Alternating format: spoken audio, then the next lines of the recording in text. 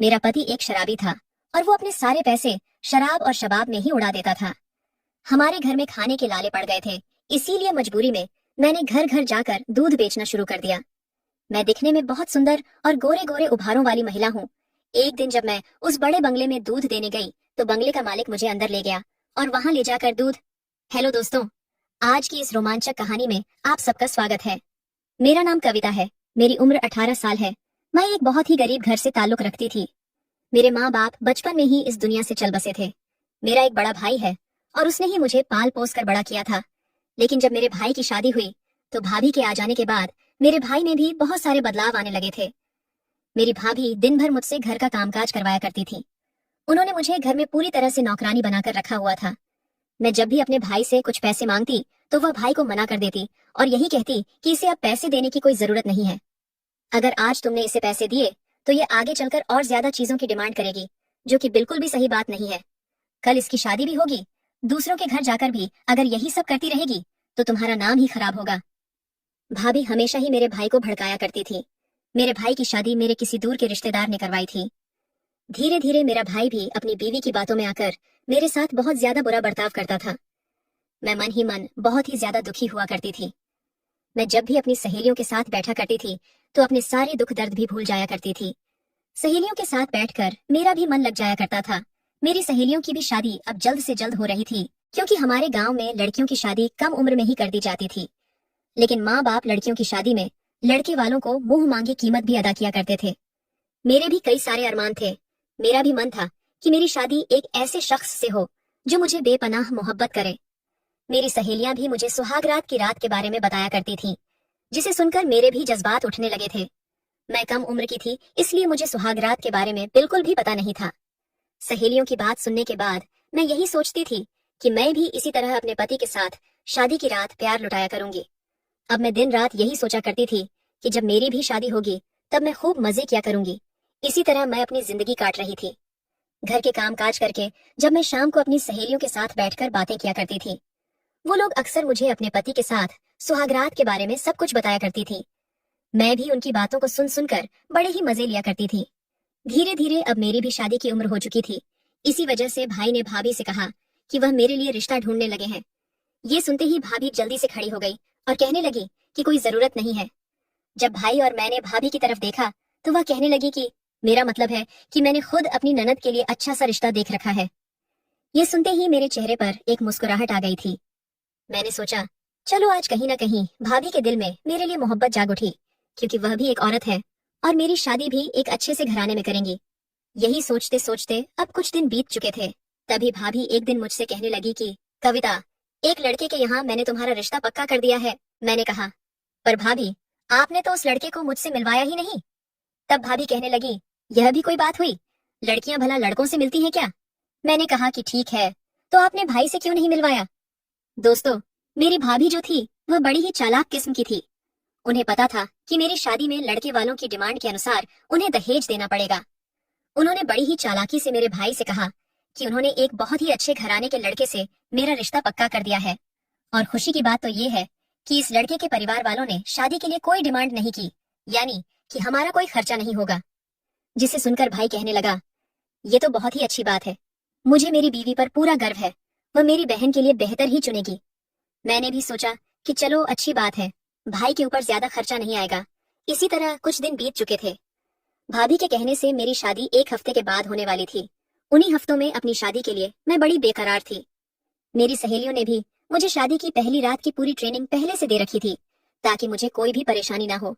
इसी तरह दिन गुजर चुके थे। मेरी शादी की रात भी नजदीक आ चुकी थी।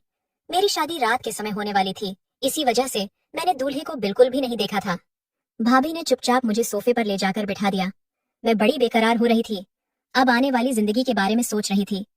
जब मेरा खुद का घर होगा, मेरा खुद का परिवार होगा और मुझे अपने भाई भाभी के घर नौकरानी बनकर बिल्कुल भी नहीं रहना पड़ेगा। लेकिन मैं शायद गलत थी। कभी कभी हम जो सोचते हैं हमें वैसा बिल्कुल भी नहीं मिलता, क्योंकि हमारी किस्मत में क्या लिखा होता है ये हमें बिल्कुल भी नहीं पता होता है।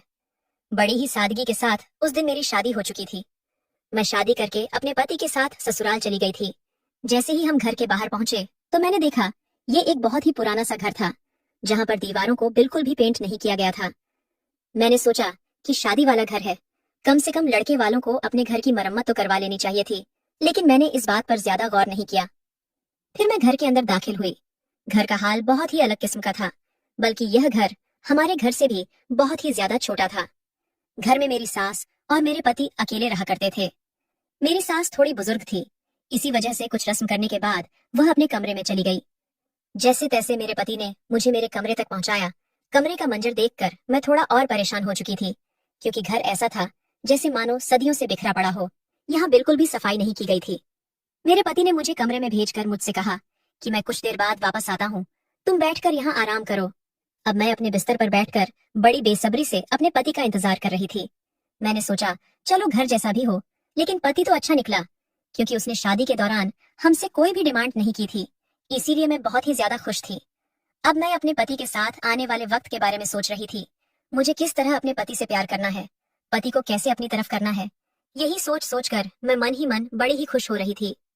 पूरे 2 घंटे के बाद मेरा पति कमरे में दाखिल हुआ, लेकिन वह जिस हाल में आया था उसे देखकर मैं पूरी तरह चौंक गई थी। वह पूरा नशे में धूत था। मैंने अपने पति को पकड़ा और उन्हें बिस्तर पर बिठाया। तभी मेरे पति ने मुझे पकड़कर बिस्तर पर धक्का दे दिया और फिर लाइट बंद करते ही पूरे जोश के साथ उन्होंने मेरे साथ जो किया, उन्होंने मेरी चीख निकाल दी थी। मैं चाहती थी कि मेरा पति मुझसे बेपनाह प्यार करे, लेकिन वो जिस हाल में और जिस तरीके से मुझ पर प्यार लुटा रहा था, ये मुझे बड़ा ही खराब लग रहा था। मुझे ऐसा लग रहा था मानो कोई मेरे साथ जबरदस्ती कर रहा हो, लेकिन अभी तक मुझे सच्चाई के बारे में बिल्कुल भी पता नहीं था। वह सच्चाई जिसे मेरी भाभी ने मुझसे और मेरे भाई से छुपा कर रखा था। मेरी भाभी ने बड़े ही चालाकी से यह खेल खेला था। दूसरे दिन जब मैं उठी तो मुझे बिस्तर से उठने की हिम्मत भी नहीं हो रही थी। मेरा पूरा बदन कमजोर हो चुका था, लेकिन सुबह सुबह मेरी सास दरवाजा खटखटाने लगी थी। वह मुझे कहने लगी कि बहू जल्दी उठो और घर की साफ सफाई करो, जिसे सुनकर मैं हैरान रह गई थी कि भला कौन सी सास बहू को दूसरे दिन ही घर की सफाई के लिए कहती है। लेकिन मैंने सोचा कि शायद इनके यहाँ यही रिवाज होगा।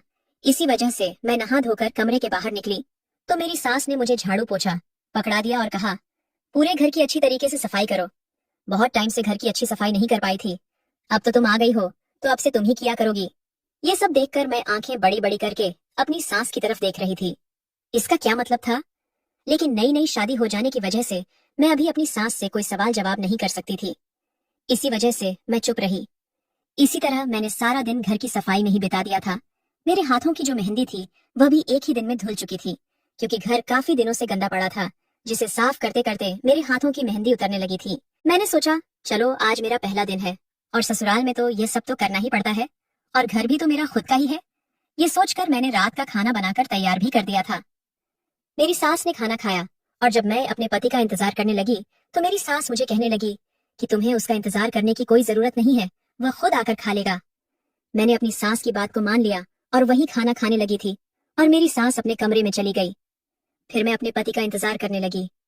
आज फिर रात को मेरा पति लेट वापस आया था और वह आज भी नशे की हालत में था, जिसे देखकर मैं फिर से बड़ी ही परेशान होने लगी।